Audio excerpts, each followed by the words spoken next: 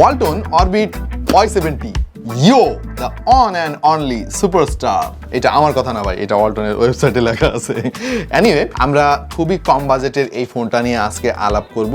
Orbit series কিন্তু ওয়ালটনের বেশ ভালো একটা সিরিজ এবং এর আগেও বেশ কিছু ফোন আমরা দেখেছি যে কম দামে বেশ ভালো ভালো জিনিস তারা প্রোভাইড করেছে। এবারের কি অবস্থা চলেন সেটাই দেখে আসি। দেখছেন আপনাদের ভালোবাসার channel tech to the point, সঙ্গে থাকবো আমি Wahid. Let's start.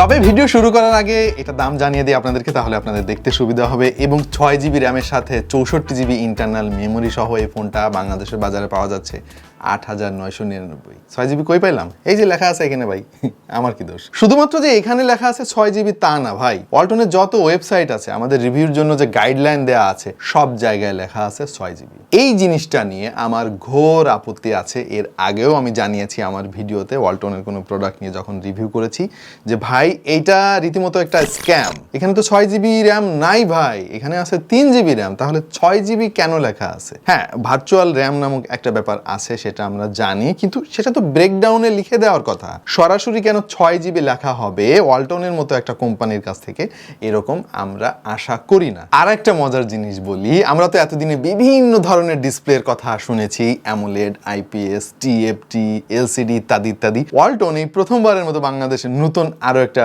Display technology introduce করছে, আর সেটা হচ্ছে ভাই সুপারস্টার ডিসপ্লে। হ্যাঁ, তাদের ওয়েবসাইটে আছে ডিসপ্লে 6.6 ইঞ্চির সুপারস্টার ডিসপ্লে। শুধুমাত্র সুপারস্টার না ভাই, আরেক জায়গায় তারা লিখছে 6.6 ইঞ্চি ফ্যান্টাস্টিক ডিসপ্লে। এটা কোন টেকনোলজি ভাই আমরা ঠিক বুঝতেছি না। যাই হোক, এটা আমার মনে হয় কনফিউজিং, এইভাবে না লেখাই ভালো। তো এই তো গেল আনুষঙ্গিক কিছু খুঁটিনাটি ব্যাপার। এইবার আমরা একটু খুঁজে দেখার চেষ্টা করবো যে এই ফোনটা আসলে এই বাজেটে কেমন। এবং প্রথমেই যেটা নিয়ে আমি আলাপ করতে চাই সেটা হচ্ছে এর ডিজাইন। ভাই এর ডিজাইন দেখে আমি ফিদা হয়ে গেছি ভাই। নর্মালি ওয়ালটনের ফোন বলতে আমরা যেটা বুঝি, প্লাস্টিক বিল্ড হবে, দেখতে একটু চিপ চিপ লাগে, বিশেষ করে এই কম দামি ফোনগুলোতে। বাট এই ফোনটা কিন্তু ওই ডিজাইন সিগনেচার থেকে সম্পূর্ণ আলাদা। এটা দেখে কোনোভাবেই মনে হচ্ছে না যে এই ফোনের দাম এত কম। পেছনে তারা স্যান্ডস্টোন গ্লাস ফিনিশ ব্যবহার করেছে, যেগুলো আমরা সাধারণত প্রিমিয়াম ফোনে দেখি, এবং এখানে কালারের একটা খেলা আছে। হ্যাঁ, এই প্যাটার্নটা এইরকম, আলোর বিপরীতে ধরলে এক এক সময় এক এক রং ধারণ করে। জিনিসটা দেখতে খুবই ভালো লাগে। ওভারঅল ফোনটা হচ্ছে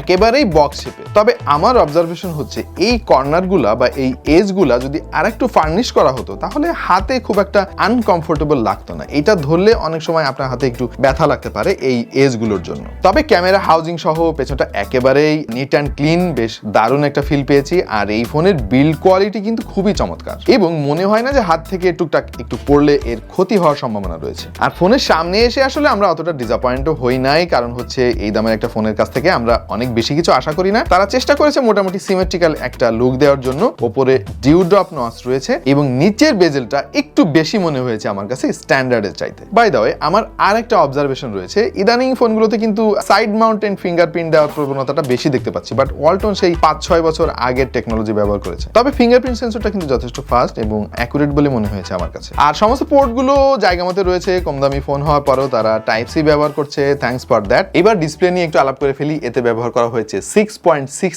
ইঞ্চির একটা ফ্যান্টাস্টিক সুপারস্টার ডিসপ্লে। এটা আইপিএস নাকি টিএফটি এটা ঠিক আমি বুঝতে পারতেছি না, তবে ভাই ডিসপ্লেটা খারাপ না, ডিসপ্লেটা ভালো। একটাই অসুবিধা আমি পেয়েছি, সেটা হচ্ছে এর ব্রাইটনেসটা একটু কম। আউটডোরে গেলে দেখবেন যে যখন আপনি ডিরেক্ট সানলাইটে ব্যবহার করবেন, ফুল ব্রাইটনেস দিলেও আপনাকে একটু স্ট্রাগল করতে হবে। তবে ইনডোরে আপনাকে কোনো ঝামেলা পোহাতে হবে না। ডিসপ্লেটা যথেষ্ট কালারফুল লেগেছে আমার কাছে, ক্রিস্টাল ক্লিয়ার, ভিউইং অ্যাঙ্গেলও ঠিকঠাক আছে, কোনো কালার ব্লিডিং ইস্যু নাই। ওভারঅল এই বাজেটে বেশ ভালো একটা ডিসপ্লে। তবে ভাই আপনাকে মনে রাখতে হবে, এটা কিন্তু ফুল এইচডি ডিসপ্লে না, এটা হচ্ছে এইচডি প্লাস। হ্যাঁ, রেজুলেশন কম, সুতরাং অনেক বেশি কিছু যদি আপনি এর কাছ থেকে আশা করেন, তাহলে ভাই একটু ফ্রাস্ট্রেটেড হবেন। আচ্ছা, এইবার হার্ডওয়্যার সেকশন। এখানে তারা ব্যবহার করেছে ইউনিএসওসির AC9863A। এই চিপসেটটা একেবারেই এন্ট্রি লেভেলের চিপসেট, এবং ফোনের যে দাম, আমার কাছে মনে হয়েছে এখানে তারা টি সিরিজের কোনো প্রসেসর ব্যবহার করতে পারতো, যেমন 606 বা 612 এরকম প্রসেসর ব্যবহার করলে ফোনটা আরো অনেক ভালো হতো। বাট এইটা একেবারে বেসিক চিপসেট, এর ফলে এর কাছ থেকে অনেক বেশি ভালো পারফরমেন্স আসলে আমিও আশা করি নাই। এবং সফটওয়্যার হিসেবে তারা ব্যবহার করেছে অ্যান্ড্রয়েড 13, বাট সেটা গো এডিশনের। আমরা টুকটাক কিছু টেস্ট করেছি, অ্যান্ড্রয়েড টেস্ট করে স্কোর পেয়েছি 1,34,493 এর মতো। ফোনের পারফরমেন্স একেবারেই বেসিক ভাই, এখান থেকে খুব বেশি কিছু আশা করা যাবে না। মাল্টিটাস্কিং ভালো না, আর মাঝে মাঝে একটু স্ট্যাটার আর ল্যাগের দেখা আপনি পেয়ে যাবেন। যেহেতু এটা একেবারে বেসিক একটা ফোন, এখান থেকে গেমিং পারফরমেন্স অনেক ভালো আশা করে লাভ নাই। টুকটাক যদি গেমিং আপনি করে থাকেন, যেমন fruit Ninja, temple run, ludo king ইত্যাদি ইত্যাদি, এই সমস্ত গেম খেলতে খুব একটা সমস্যা হবে না। বেসিক যে কাজগুলো আমরা সাধারণত করে থাকি, যেমন মাঝে মাঝে ইউটিউবে ভিডিও দেখলেন, হোয়াটসঅ্যাপ মেসেঞ্জারে যোগাযোগ করলেন মানুষের সঙ্গে, আর ফেসবুক বা অন্যান্য সোশ্যাল মিডিয়া প্ল্যাটফর্মে আপনি একটু বেশি সময় কাটালেন, এই সমস্ত কাজ করতে খুব একটা সমস্যা আপনার হবে না। তবে যেহেতু এর র্যাম কম, মাত্র 3 GB, সুতরাং ভাই একটু মাঝে মাঝে তো স্ট্যাটার ল্যাগ পাবেনই, এটা কমন একটা জিনিস। ওই ভার্চুয়াল র্যাম, মানে তারা যেটা বলতেছে র্যাপিড মেমোরি 6 GB, ওইটা ভাই ভুলে যান। 6 GB মেমোরির বা র্যামের কোনো সুবিধা আপনি এর কাছ থেকে পাবেন না। এর ক্যামেরা সেটআপটা একেবারে স্ট্রেট ফরওয়ার্ড, পেছনে 8 মেগাপিক্সেল আর সামনে হচ্ছে 5 মেগাপিক্সেল। আর ছবির কোয়ালিটি ভাই খুব একটা সুবিধার না। আমরা ইনডোর আউটডোর বিভিন্ন লাইটিং কন্ডিশনে ছবি তুলে দেখেছি, একেবারে মানে মেনে নেওয়ার মতো না। আমার মনে হয় ওয়ালটনকে অন্তত এই একটা জায়গায় একটু বেটার স্পেক দেওয়া উচিত ছিল। পেছনে যদি 16 বা 13 মেগাপিক্সেলের বেশ ভালো মানের একটা সেন্সর বসাতো, আর সামনে অন্তত 8 মেগাপিক্সেলের সেন্সর বসাতো, তাহলে আমরা অনেক খুশি হতাম। যদি প্রচুর আলোর মধ্যে ছবি তোলেন তাহলে মোটামুটি ছবি আসে, বাট আলো কমে গেলেই ছবির অবস্থা খুবই খারাপ হয়ে যায়। ডিটেইলের অনেক ঘাটতি আছে, শার্পনেস নাই বললেই চলে, আর এক্সপোজার কন্ট্রোলও কিন্তু ইমব্যালেন্স মনে হয়েছে আমার কাছে, আর ডাইনামিক রেঞ্জ নাই বললেই চলে। ওভারঅল এর ছবির কোয়ালিটি আমাদের কাছে খুব একটা ভালো লাগে নাই। সর্বোচ্চ 1080p রেজলিউশনে 30 fps এ আপনি ভিডিও রেকর্ড করতে পারবেন, বাট স্টাবিলাইজেশনের অবস্থা খুব একটা ভালো না। যদিও তারা একটা স্টাবিলাইজেশনের অপশন দিয়ে রেখেছে ম্যানুয়ালি, আপনি চাইলে এটা অন করে নিতে পারবেন, কিন্তু ভাই খুব একটা লাভ হয় না। 5000 mAh এর ব্যাটারি তারা ব্যবহার করেছে এখানে, ভাই চার্জ ভালো থাকে, যদিও 28 ন্যানোমিটারের একটা চিপসেট, তার মানে ব্যাটারি হ্যাংরি। তারপরেও আমরা খেয়াল করেছি যে যেহেতু এর ইউআইটা বেশ লাইট ওয়েট, আবার অ্যান্ড্রয়েডের গো এডিশন ব্যবহার করেছে, বেশ ভালোই চার্জ ব্যাকআপ আমরা পেয়েছি। আপনি যদি ফুল চার্জ করেন তাহলে সারাদিন মোটামুটি ভালোভাবে কেটে যাবে। দ্বিতীয় দিনে গিয়ে আপনাকে আবার চার্জ করতে হবে, এবং চার্জ দেওয়ার জন্য তারা বক্সে একটা 10 ওয়াটের চার্জার দিয়ে দিয়েছে, যেটা ঠিক আছে, 9000 টাকা ফোনের দাম হিসেবে ঠিক আছে। আবার অনেক কোম্পানি এই দামেই কিন্তু 18 ওয়াট দিচ্ছে, এটাও মাথায় রাখতে হবে। অন্যান্য কিছু প্যারামিটার, যেমন এর যে সাউন্ড কোয়ালিটি আমাদের কাছে মোটামুটি লেগেছে, খুব বেশি ভালো না, আবার দাম হিসেবে খারাপও না। আচ্ছা, এবার কিছু জিনিস নিয়ে একটু আলাপ করব যে 9000 টাকা প্রাইস পয়েন্টে এই ফোনটার কোন কোন জায়গায় আমার কাছে ভালো লাগে না। প্রথমত এর যে প্রসেসর, ইউনিএসএসির 9863A, এই চিপসেটটা না এই ডিজাইনের সঙ্গে কোনোভাবে যাচ্ছে না। এই দামে কিন্তু আমরা আরো বেটার চিপসেট মার্কেটে দেখেছি, ইভেন ওয়ালটনের কাছ থেকেই দেখেছি। সো এই ফোনটা ভাই কি দোষ করলো? আর অরবিট সিরিজ তো মানুষের মধ্যে এক ধরনের সাড়া জাগিয়েছিল যে কম দামে বেটার স্পেক, বেটার অপশন থাকবে ফোনে, বাট আমার মনে হয় সেখানে এসে হালকা একটু ধাক্কা খেলো এই ফোনে। আর শুধু তাই নয়, ওয়ালটনেরই প্রতিদ্বন্দ্বী আরেকটা কোম্পানি, তারা কিন্তু এই সেম কনফিগারেশনের ফোন 7000 টাকায় দিয়েছে।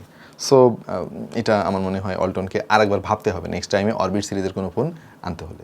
আরেকটা জিনিস ভাই, ব্লুটুথ 4.2, ভাই মার্কেটে এখন 5.4 চলে, 5.3 তো ওভারঅল সব ফোনে আছে, আপনারা 4-এ পড়ে আছেন এখনো, মানে এইটা কি হইলে বুঝলাম না। এটা ঠিক না ভাই। এখনকার অনেক অডিও ইকুইপমেন্ট, তারপরে ব্লুটুথ যত অ্যাক্সেসরিজ আছে সব কিন্তু 5-এর উপরের ভার্সন। এই ফোনে তো সেই সমস্ত অ্যাক্সেসরিজ কানেক্ট করতে গেলে অনেক ঝামেলা হওয়ার সম্ভাবনা আছে। আর হচ্ছে এটা ক্যামেরাতে ভাই আমি একটু ডিসঅ্যাপয়েন্টেড হয়েছে, যেটা আমি কিছুক্ষণ আগে একবার বললাম। আমার মনে হয় অন্তত একটা জিনিস তো ভালো দেওয়া উচিত অল্টারনেট, তাই না? ডিজাইনটা এত চমৎকার দিয়েছে, তার সঙ্গে এই ক্যামেরা সেটআপটা খুব একটা যাচ্ছে না, এটা আমার পার্সোনাল ওপিনিয়ন। সো কম দামে একটা ফোন, এখান থেকে খুব বেশি প্রত্যাশা আমি করি নাই। আর কিছু কিছু জায়গায় আমি একটু ডিসঅ্যাপয়েন্টেড হয়েছি, সেগুলো তো বললাম। আর এই ফোনের পজিটিভ দিকেরও অভাব নাই। যাদের বাজেট কম, আমার মনে হয় অনেকে আছেন আপনাদের মধ্যে যে ফিচার ফোন থেকে একটু সুইচ করবেন, স্মার্টফোন কিনবেন, তাদের জন্য ভালো একটা অপশন হতে পারে। সেকেন্ডারি ফোন যদি আপনার একটা লাগে, সেক্ষেত্রে এই ফোনটা দারুণ একটা অপশন হতে পারে।